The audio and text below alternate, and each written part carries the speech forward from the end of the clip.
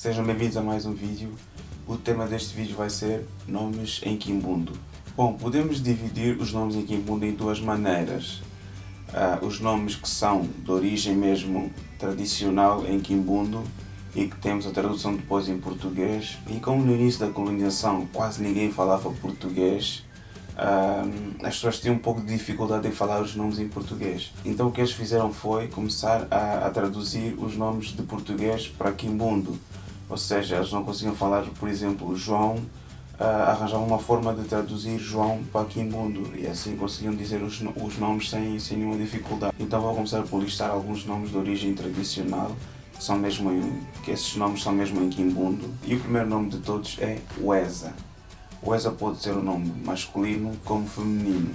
E o significado do Weza é veio, aquele que veio ou aquela que veio. Outro nome, Kiami.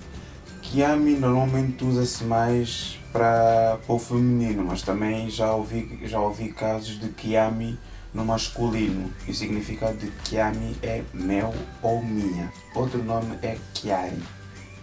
Kiari pode ser usado no masculino e no feminino e o significado de Kiari é afeto ou carinho. O próximo nome é Kiluanji. Kiluanji é um nome masculino e o significado de Kiluanji é lutador ou conquistador. Só a título de exemplo, existiu na história de Angola um guerreiro que se chamava Ngola Kiluanji. O nome dele era Ngola Kiluanji. Então, numa tradução literal, o nome dele seria em português o Conquistador de Angola ou o Lutador de Angola. O próximo nome é Luegi. Luegi é um nome feminino. Eu não consegui encontrar o significado desse nome, mas pelo que sei foi o nome de uma soberana do Reino Lunda. O Reino Lunda, que foi um reino que existiu no período pré-colonial, já não existe hoje em dia, mas que parte do território faz parte de Angola hoje em dia. O próximo nome é Kizua. Kizua é um nome masculino e o significado de Kizua é dia. Agora vou passar aos outros nomes que são de origem portuguesa, mas que os nativos de certa forma tentaram adaptar ao Quimbundo para que eles conseguissem falar esses tais nomes. O primeiro nome é Mbashi. Mbashi é Sebastião. O segundo nome, Mboloji. Mboloji significa Ambrósio. O próximo nome é Adá. Adá significa Adão. Próximo, Filipe. Filipe significa Filipe. O próximo nome é Fonso. Fonso significa Afonso. Próximo nome, Ngalashi. Ngalashi significa engrácia. Só uma dica aqui à parte sobre a pronúncia das palavras em Quimbundo. Quando temos um N ou um M antes da vogal, esse M está lá para nasalar o som, como na palavra Ngushi.